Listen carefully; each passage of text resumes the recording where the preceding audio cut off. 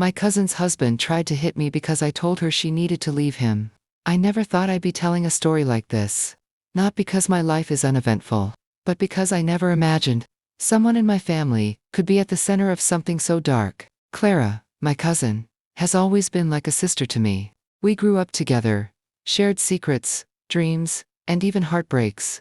She was always calm, kind, and full of life. So when she introduced us to Tomas, her new boyfriend at the time, I just wanted her to be happy. At first, everything seemed fine. Tomas was charming, respectful, and treated her like a queen. They moved in together, got married after 2 years, and built what looked like a perfect life. But something in Clara changed.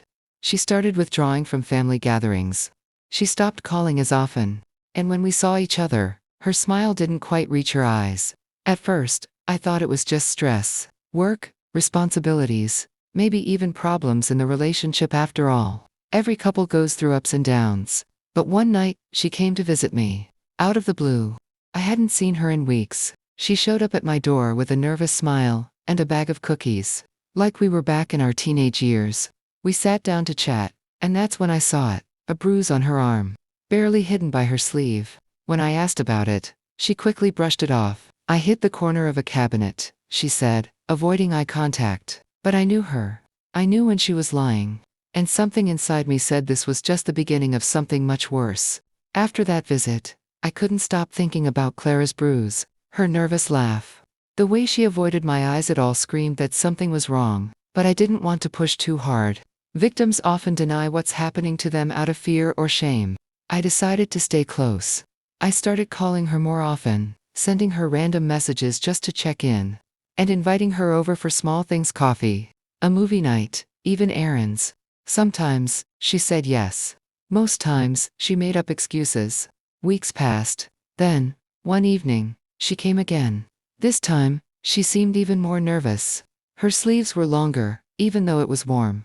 She held her bag tightly against her chest. While we were watching TV, she rolled up her sleeve without thinking, and that's when I saw them. Multiple bruises. Darker, older, some healing, some fresh. She noticed I had seen them and froze. "Please don't ask," she whispered, eyes filling with tears. But I couldn't stay silent anymore. "Clara, is Thomas hurting you?" She shook her head quickly, too quickly. Then she started crying. "It's not like that. He just gets angry sometimes. But he always says he's sorry. He loves me. He just loses control." My heart sank. I knew those words. I'd heard them before from other women, from documentaries, from the news, and now, from my own cousin. I didn't say you have to leave him right away. I knew that wouldn't work. So I just held her and said, "I'm here. You're not alone." It was the first time she let herself cry in front of someone else. And I knew, from that moment on, I had to do whatever it took to help her.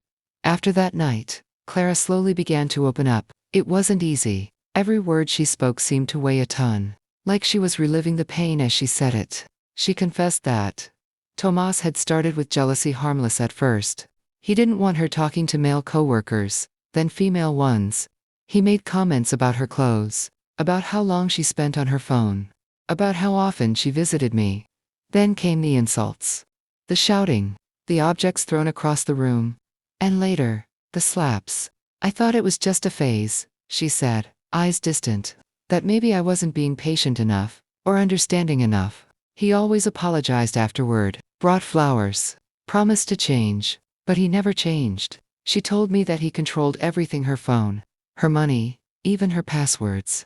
She couldn't go out without explaining where, with whom, and for how long. And when she got home, if she was 5 minutes late, it was chaos. "I feel like I don't even exist anymore," she whispered. "I'm just a shadow living in fear." I asked her if she'd ever thought about leaving. She nodded, "Many times, but I'm scared." He told me once that if I left him, he'd make sure I regretted it. I felt a wave of fury and helplessness rise in me. But I couldn't let that show.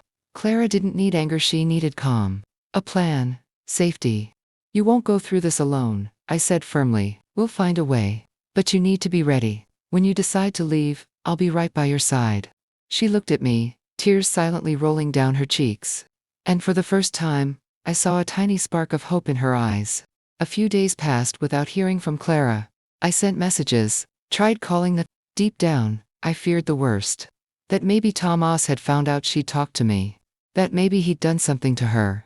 Then, one evening, she showed up at my door again. Her face was pale, her eyes swollen from crying. And on her neck, hidden under makeup that hadn't fully done the job, was another bruise. "I can't take it anymore," she said, trembling. He locked me in the bedroom for hours, because he thought I was cheating on him. Just because I came home late from the supermarket. My hands clenched into fists. That was it. I couldn't hold back anymore. "Clara, this man is dangerous. He's not going to change. You need to leave him. Now." She broke down, right there, on my couch, sobbing uncontrollably. It was like everything inside her had collapsed. "I'm so scared," she whispered. "What if he finds me? What if no one believes me?" "You have me," I told her. "You're not alone. And we're going to make sure you're protected." That night, she stayed over. I made up the guest bed and locked the door, just in case. She didn't sleep much, neither did I. The next morning, we made a plan. We contacted a lawyer. We looked into protective measures. I told her she could stay with me as long as she needed. But fate had other plans, because Tomas was already suspicious. And soon, he would show his true colors in front of everyone. It didn't take long for Tomas to realize Clara had left. And it didn't take him long to figure out where she might be. 2 days after she moved in with me, he showed up at my apartment. He banged on the door like a madman, shouting her name, demanding she come out. "Clara, I know you're in there. Open this damn door." I told her to stay in the bedroom and not make a sound. My heart was racing, but I stood my ground. I didn't open the door. I just yelled back, "You need to leave. Tomas, she doesn't want to see you." That made him even angrier. "You think you can take her from me? You think you're a saint? You're ruining her life." At that point, I called the police. Clara was shaking, curled up in the corner of my room. She kept whispering, "He's going to kill me.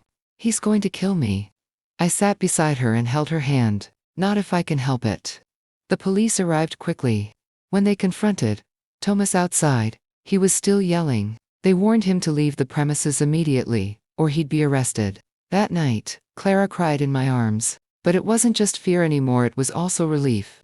"I didn't know how bad it was, until I got out," she said softly. It was the first time I saw her truly begin to understand that what she had endured wasn't love. It was control. Abuse. And it wasn't her fault. After the police warned Tomas to stay away, we thought things would calm down. Clara started to sleep better. She even laughed a little, something I hadn't seen in months. She was slowly returning to herself. But that peace didn't last long. One afternoon, Clara received a message from an unknown number. It was short, cold, and terrifying.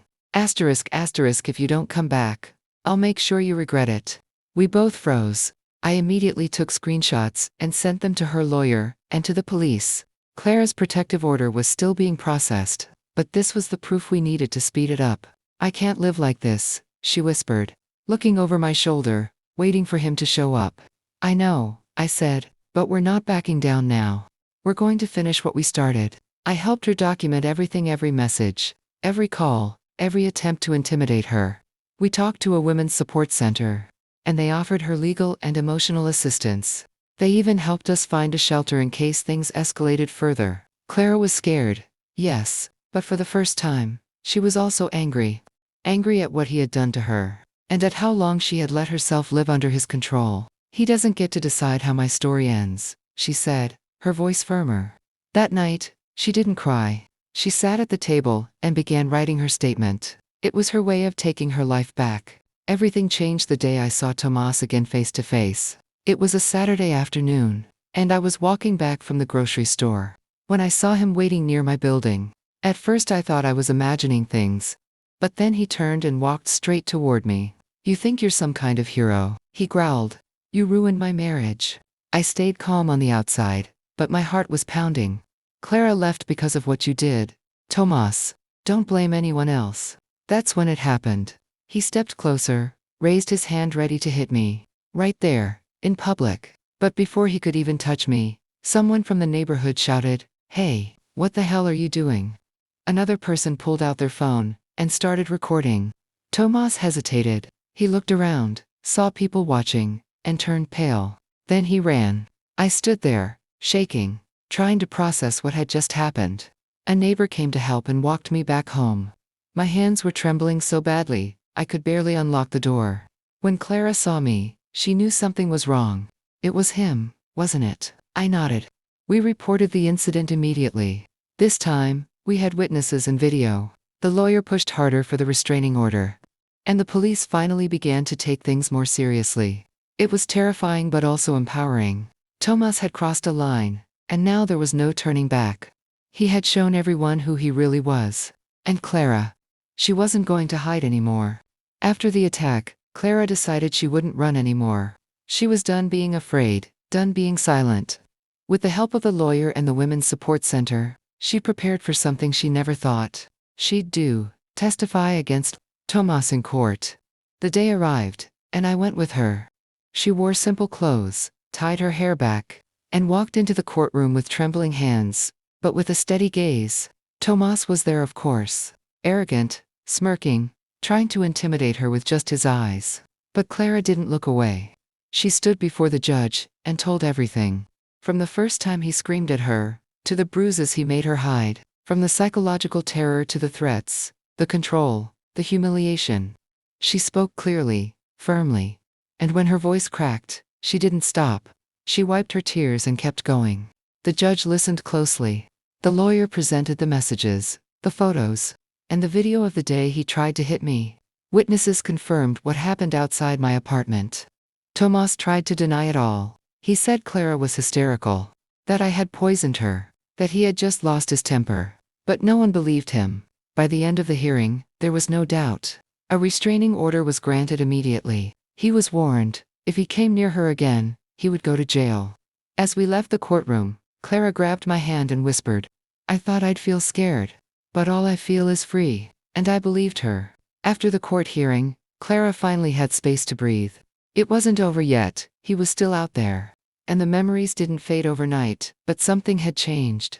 For the first time in years, she could walk without looking over her shoulder. We took small steps. She started therapy. She got a part-time job at a bookstore. Something she'd always dreamed of, but never dared to try. She began reconnecting with old friends, people he had forced her to cut off. There were days she still cried. Trauma doesn't disappear just because a judge signs a paper. But each morning, she woke up a little stronger. One night, as we were having tea in the kitchen, she looked at me and said, "I feel like I'm getting my life back. Like I'm remembering who I really am." I smiled. I had never stopped seeing that woman inside her, even when she was buried under fear. Tomas, we didn't hear from him again. I think, deep down, he knew he had lost. Not just the court battle, but his power over her. And the best part, Clara didn't just survive, she began to live. A year has passed since Clara walked away from that toxic relationship, and from the fear that consumed her for so long. Today, she has her own apartment, decorated with warm lights, bookshelves, and the plants she always loved but could never keep before. She found a new job, one that values her ideas, where she's treated with respect. And slowly, very slowly, she's begun to trust again herself, the world, and even others. Sometimes, we talk about everything that happened, not with anger, but with clarity. She no longer blames herself. She no longer doubts her worth. "I thought I'd be broken forever," she told me once. "But now I know I was just buried. And now I've come back to life." Helping her was never a burden. It was a reminder of how important it is to speak up, to be there for someone when they're trapped in silence. Clara taught me that healing doesn't come all at once. It's a journey, full of pain, courage, and rebirth. And to anyone going through something similar, I'll say this: you're not alone. There's a way out. And when you take that first step, no matter how small, you're already stronger than you think.